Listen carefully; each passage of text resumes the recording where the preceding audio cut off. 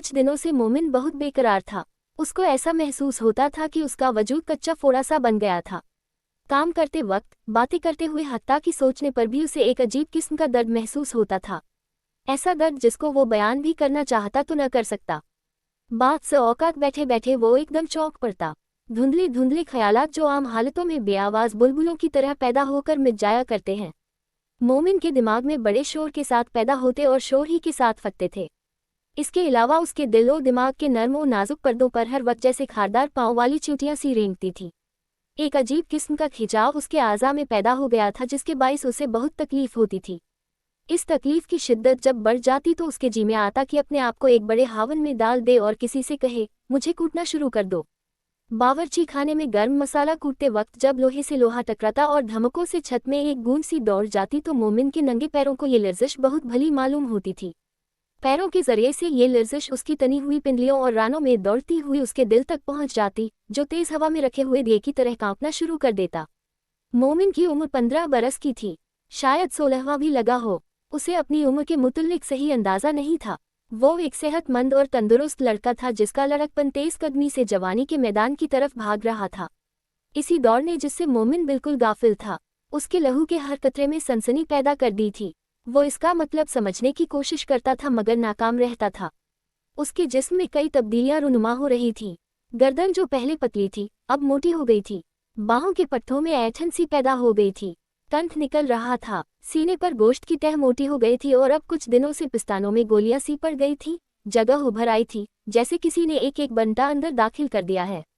उन उभारों को हाथ लगाने से मोमिन को बहुत दर्द महसूस होता था। कभी कभी काम करने के दौरान में गैर इरादी तौर पर जब उसका हाथ उन गोलियों से छू जाता तो वो तड़प उठता। कमीज के मोटे और खुरदरे कपड़े से भी उसको तकलीफदेह सरसराहट महसूस होती थी। गुस्लखाने में नहाते वक्त या बावर्ची खाने में जब कोई और मौजूद न हो, मोमिन अपनी कमीज के बटन खोलकर उन गोलियों को गौर से देखता था। हाथों से मसलता था। दर्द होता, टीसे उठती। उसका सारा जिस्म फलों से लदे हुए पेड़ की तरह जिसे जोर से हिलाया गया हो कांप कांप जाता। मगर इसके बावजूद वो इस दर्द पैदा करने वाले खेल में मशगूल रहता था। कभी कभी ज्यादा दबाने पर ये गोलियां पिचक जाती और उनके मुंह से लेसदार लुआब निकल आता। उसको देखकर उसका चेहरा कान की लबों तक सुर्ख हो जाता। वो समझता कि उससे कोई गुनाह सरजद हो गया है। गुनाह और सवाब के मुतल्लिक मोमिन का इल्म बहुत महदूद था। हर वो फ़ेल जो एक इंसान दूसरे इंसानों के सामने न कर सकता हो, उसके ख्याल के मुताबिक गुनाह था। चुनांचे जब शर्म के मारे उसका चेहरा कान की लौ तक सुर्ख हो जाता तो वो झट से अपनी कमीज के बटन बंद कर लेता कि आइंदा ऐसी फजूल हरकत कभी नहीं करेगा। लेकिन इस आहद के बावजूद दूसरे तीसरे रोज तकलिए में वो फिर इस खेल में मशगूल हो जाता। मोमिन से घर वाले सब खुश थे। वो बड़ा मेहनती लड़का था, हर काम वक्त पर कर देता था और किसी शिकायत का मौका न देता था। डिप्टी साहब के यहाँ उसे काम करते हुए सिर्फ 3 महीने हुए थे, लेकिन इस कील अरसे में उसने घर के हर फर्द को अपनी मेहनतकश तबीयत से मुतासिर कर लिया था। 6 रुपये महीने पर वो नौकर हुआ था, मगर दूसरे महीने ही उसकी तनख्वाह में 2 रुपये बढ़ा दिए गए थे। वो इस घर में बहुत खुश था, इसलिए कि उसकी यहाँ कदर की जाती थी। मगर अब कुछ दिनों से वो बेकरार था। एक अजीब किस्म की आवारगी उसके दिमाग में पैदा हो गई थी। उसका जी चाहता था कि सारा दिन बेमतलब बाजारों में घूमता फिरे या किसी सुनसान मुकाम पर जाकर लेटा रहे। अब काम में उसका जी नहीं लगता था, लेकिन इस बेदिली के होते हुए भी वो काहेली नहीं बरतता था। चुनांचे यही वजह है कि घर में कोई भी उसके अंदरूनी इंतशार से वाकिफ नहीं था। रज़िया थी सो वो दिन भर बाजा बजाने, नई नई फिल्मी तर्जें सीखने और रिसाले पढ़ने में मसरूफ रहती थी। उसने कभी मोमिन की निगरानी ही नहीं की थी। शकीला अलबत्ता मोमिन से इधर उधर के काम लेती थी और कभी कभी उसे डांटती भी थी। मगर अब कुछ दिनों से वो भी चंद ब्लाउजों के नमूने उतारने में बेतरह मशगूल थी। ये ब्लाउज उसकी एक सहेली के थे, जिसे नई नई तराशों के कपड़े पहनने का बहुत शौक था। शकीला उससे 8 ब्लाउज मांग कर लाई थी और कागजों पर उनके नमूने उतार रही थी। चुनांचे उसने भी कुछ दिनों से मोमिन की तरफ ध्यान नहीं दिया था। डिप्टी साहब की बीवी सख्तगीर औरत नहीं थी। घर में 2 नौकर थे, यानी मोमिन के अलावा एक बुढ़िया भी थी। ज्यादातर बावर्ची खाने का काम यही करती थी। मोमिन कभी कभी उसका हाथ बटा दिया करता था। डिप्टी साहब की बीवी ने मुमकिन है मोमिन की मुस्तैदी में कोई कमी देखी हो, मगर उसने मोमिन से इसका जिक्र नहीं किया था और वो इनकिलाब जिसमें से मोमिन का दिल और दिमाग और जिस्म गुजर रहा था, उससे तो डिप्टी साहब की बीवी बिल्कुल गाफिल थी। चूंकि उसका कोई लड़का नहीं था, इसलिए वो मोमिन की जहनी और जिस्मानी तब्दीलियों को नहीं समझ सकती थी। और फिर मोमिन नौकर था। नौकरों के मुतल्लिक कौन गौर व फिक्र करता है। बचपन से लेकर बुढ़ापे तक वो तमाम मंजिलें पैदल तय कर जाते हैं और आसपास के आदमियों को खबर तक नहीं होती। मोमिन का भी बिल्कुल यही हाल था। वो कुछ दिनों से मोड़ मुड़ता जिंदगी के एक ऐसे रास्ते पर आ निकला था जो ज्यादा लंबा तो नहीं था, मगर बेहद पुरखतर था। उस रास्ते पर उसके कदम कभी तेज तेज उठते थे, कभी हौले हौले। वो दरअसल जानता नहीं था कि ऐसे रास्तों पर किस तरह चलना चाहिए। उन्हें जल्दी तय कर जाना चाहिए या कुछ वक्त लेकर आहिस्ता आहिस्ता इधर उधर की चीजों का सहारा लेकर तय करना चाहिए। मोमिन के नंगे पांव के नीचे आने वाले शबाब की गोल गोल चिकनी बट्टियां फिसल रही थीं। वो अपना तवाजुन बरकरार नहीं रख सकता था। वो बेहद मुस्तरिब था। इसी इस्तिराब के बाइस कई बार काम करते करते चौंककर वो गैर इरादी तौर पर किसी खूंटी को दोनों हाथों से पकड़ लेता और उसके साथ लटक जाता। फिर उसके दिल में ख्वाहिश पैदा होती कि टांगों से पकड़कर उसे कोई इतना खींचे कि वो एक महीन तार बन जाए। ये सब बातें उसके दिमाग के किसी ऐसे गोशे में पैदा होती थीं कि वो ठीक तौर पर उनका मतलब नहीं समझ सकता था। गैर शुऊरी तौर पर वो चाहता था कि कुछ हो, क्या हो, बस कुछ हो। मेज पर करीने से चुनी हुई प्लेटें एकदम उछलना शुरू कर दें। केतली पर रखा हुआ ढकना पानी के एक ही उबाल से ऊपर को उड़ जाए। नल की जस्ती नाली पर दबाव डाले तो वो दोहरी हो जाए और उसमें से पानी का एक फव्वारा सा फूट निकले। उसे एक ऐसी जबरदस्त अंगड़ाई आए कि उसके सारे जोड़ अलहदा अलहदा हो जाएं और एक ढीलापन पैदा हो जाए। कोई ऐसी बात वक़ुआ पजीर हो जो उसने पहले कभी न देखी हो। मोमिन बहुत बेकरार था। रज़िया नई फिल्मी तर्ज़ें सीखने में मशगूल थी और शकीला कागज़ों पर ब्लाउज़ों के नमूने उतार रही थी, और जब उसने ये काम खत्म कर लिया तो वो नमूना जो उनमें सबसे अच्छा था सामने रखकर अपने लिए ऊदी साटन का ब्लाउज़ बनाना शुरू किया। अब रज़िया को भी अपना बाजा और फिल्मी गानों की कापी छोड़कर उसकी तरफ मुतवज्जा होना पड़ा। शकीला हर काम बड़े एहतिमाम और चाव से करती थी। जब सीने पिरोने बैठती तो उसकी नशिस्त बड़ी पुरइत्मीनान होती थी। अपनी छोटी बहन रज़िया की तरह वो अफरातफरी पसंद नहीं करती थी। एक एक टाँका सोच समझकर बड़े इत्मीनान से लगाती थी ताकि गलती का इम्कान न रहे। पैमाइश भी उसकी बहुत सही होती थी, इसलिए कि वो पहले कागज़ काटकर फिर कपड़ा काटती थी। यूं वक्त ज़्यादा सर्फ होता था, मगर चीज़ बिल्कुल फिट तैयार होती थी। शकीला भरे भरे जिस्म की सेहतमंद लड़की थी। उसके हाथ बहुत गुदगुदे थे। गोश्त भरी मखरूती उंगलियों के आखिर में हर जोड़ पर एक नन्हा गड़ा था। जब वो मशीन चलाती थी ये नन्हे नन्हे गड़े हाथ की हरकत से कभी कभी गायब भी हो जाते थे। शकीला मशीन भी बड़े इत्मीनान से चलाती थी। आहिस्ता आहिस्ता उसकी 2 या 3 उंगलियां बड़ी रानाई के साथ मशीन की हथी को घुमाती थी। उसकी कलाई में एक हल्का सा खम पैदा हो जाता था।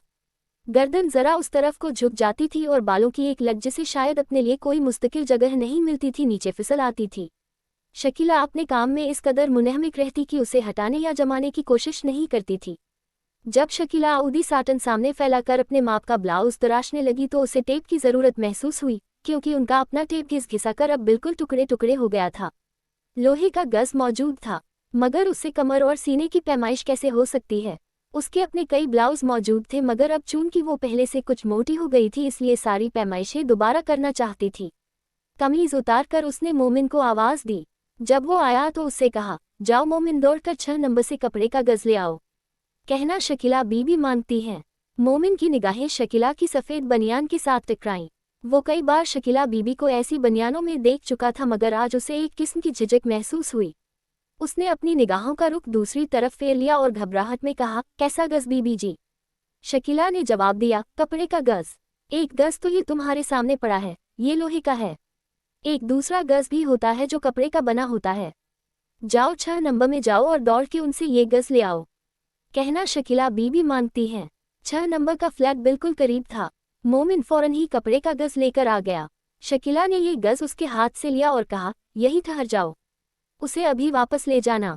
फिर वो अपनी बहन रज़िया से मुखातिब हुई, इन लोगों की कोई चीज़ ज़्यादा देर अपने पास रख ली जाए तो वो बुढ़िया तकाजे कर करके परेशान कर देती है। इधर आओ और ये गज़ लो और यहाँ से मेरा नाप लो। रज़िया ने शकीला की कमर और सीने का नाप लेना शुरू किया तो उनके दरमियान कई बातें हुई। मोमिन दरवाजे की दहलीज में खड़ा तकलीफदेह खामोशी से ये बातें सुनता रहा। रज़िया, तुम गज़ को खींचकर नाप क्यों नहीं लेती? पिछली दफ़ा भी यही हुआ, तुमने नाप लिया और मेरे ब्लाउज़ का सत्यानाश हो गया। ऊपर के हिस्से पर अगर कपड़ा फिट न आए तो इधर उधर बगलों में झोल पड़ जाते हैं। कहाँ का लूँ, कहाँ का न लूँ? तुम तो अजब मखमसे में डाल देती हो। यहाँ का नाप लेना शुरू किया था तो तुमने कहा ज़रा और नीचे कर लो। ज़रा छोटा बड़ा हो गया तो कौन सी आफत आ जाएगी? भाई वाह, चीज़ के फिट होने में तो सारी खूबसूरती है। सुरैया को देखो कैसे फिट कपड़े पहनती है। मजाल है जो कहीं शिकन पड़े, कितने खूबसूरत मालूम होते हैं ऐसे कपड़े। लो अब तुम नाप को। ये कहकर शकीला ने सांस के जरिए से अपना सीना फुलाना शुरू किया। जब अच्छी तरह फूल गया तो सांस रोककर उसने घुटी घुटी आवाज में कहा, लो अब जल्दी करो। जब शकीला ने सीने की हवा खारिज की तो मोमिन को ऐसा महसूस हुआ उसके अंदर के कई गुब्बारे फट गए हैं। उसने घबरा कर कहा, गजला ये बीबी जी, मैं दे आऊं। शकीला ने उसे झिड़क दिया, जरा ठहर जाओ। ये कहते हुए कपड़े का गज उसके नंगे बाजू से लिपट गया। जब शकीला ने उसे उतारने की कोशिश की तो मोमिन को सफ़ेद बगल में काले काले बालों का एक गुच्छा नजर आया। मोमिन की अपनी बगलों में भी ऐसे ही बाल उग रहे थे, मगर ये गुच्छा उसे बहुत भला मालूम हुआ। एक सनसनी सी उसके सारे बदन में दौड़ गई।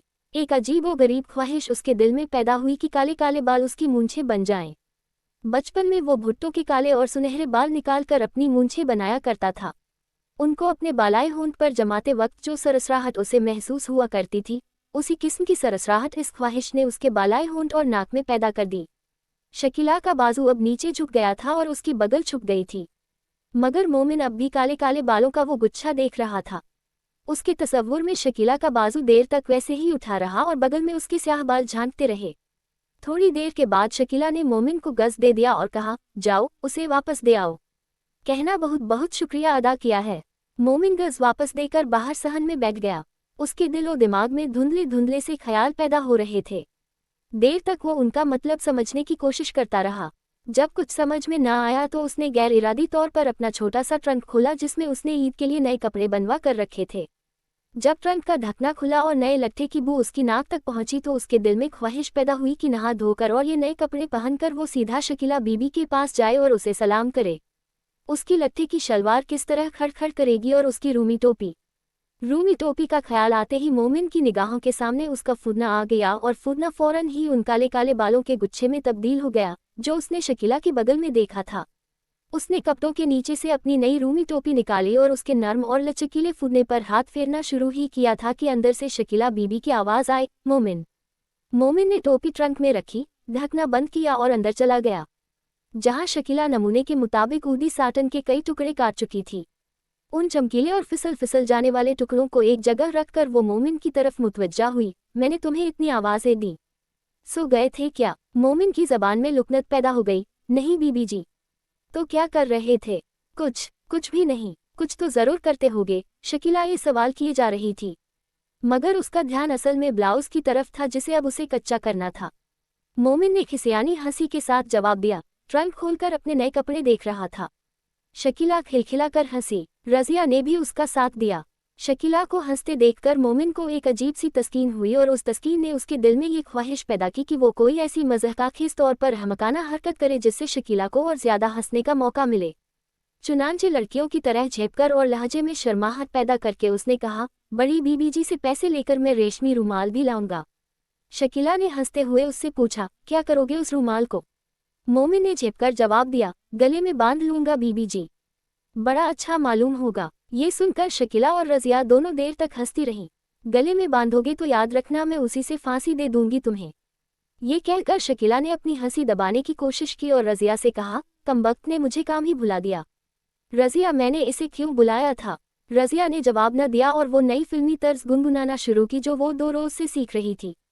इस दौरान में शकीला को खुद ही याद आ गया कि उसने मोमिन को क्यों बुलाया था। देखो मोमिन, मैं तुम्हें ये बनियान उतार कर देती हूँ। दवाइयों की दुकान के पास जो एक दुकान नई खुली है ना, वही जहाँ तुम उस दिन मेरे साथ गए थे, वहाँ जाओ और पूछ के आओ कि ऐसी 6 बनियानों का वो क्या लेगा। कहना हम पूरी 6 लेंगे, इसलिए कुछ रियायत जरूर करे। समझ लिया ना? मोमिन ने जवाब दिया, जी हाँ। अब तुम परे हट जाओ। मोमिन बाहर निकलकर दरवाजे की ओट में हो गया। चंद लम्हात के बाद बनियान उसके कदमों के पास आकर गिरा और अंदर से शकीला की आवाज़ आई, कहना हम इसी किस्म इसी डिज़ाइन की बिल्कुल यही चीज़ लेंगे, फर्क नहीं होना चाहिए। मोमिन ने बहुत अच्छा कहकर बनियान उठा लिया जो पसीने के बाइस कुछ गीला हो रहा था, जैसे किसी ने भाप पर रखकर फौरन ही हटा लिया हो।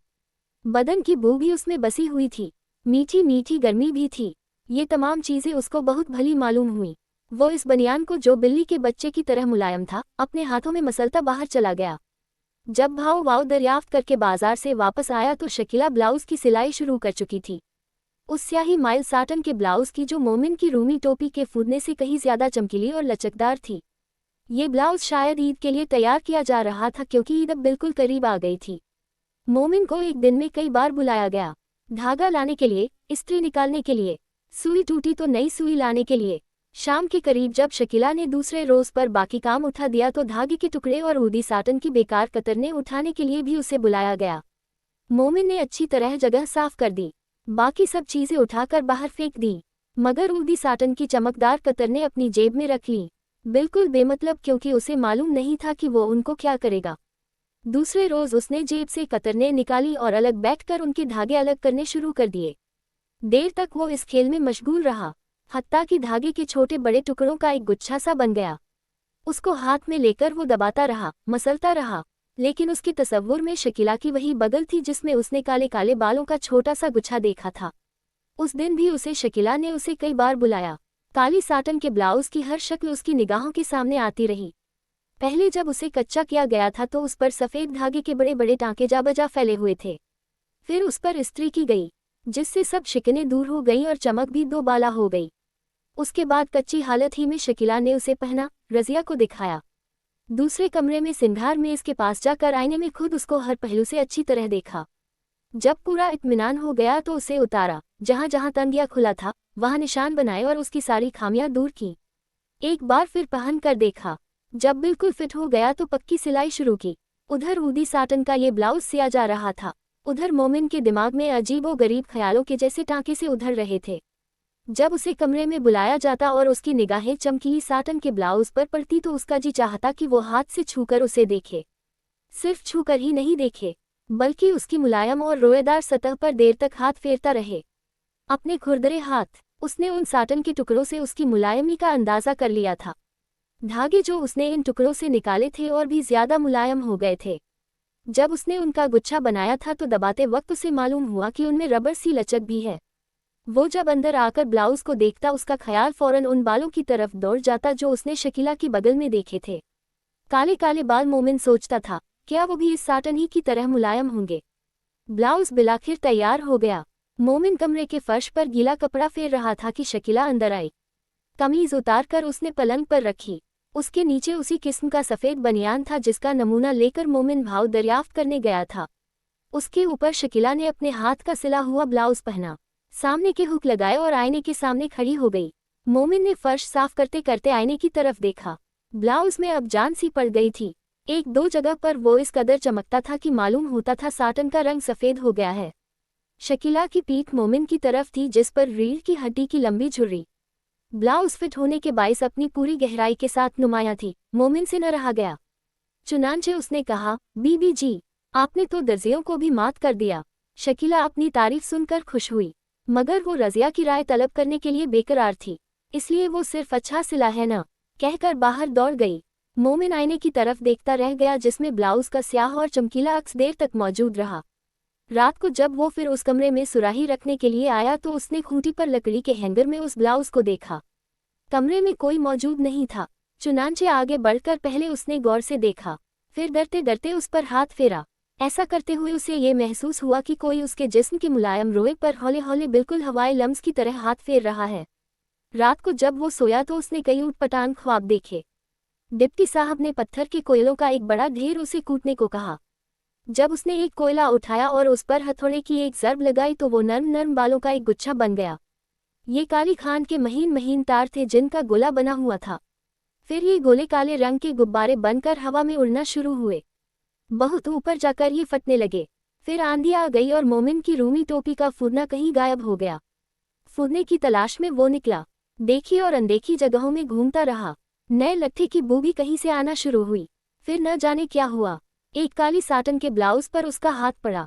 कुछ देर वो इस धड़कती हुई चीज पर हाथ फेरता रहा, फिर दफतन हड़बड़ा के उठ बैठा। थोड़ी देर तक वो कुछ न समझ सका कि क्या हो गया है। इसके बाद उसे खौफ, तजुब और एक अनोखी टीस का एहसास हुआ। उसकी हालत उस वक्त अजीबो गरीब थी। पहले उसे तकलीफ दे हरारत महसूस हुई थी, मगर चंद लम्हात के बाद एक ठंडी सी लहर उसके जिस्म पर रेंगने लगी।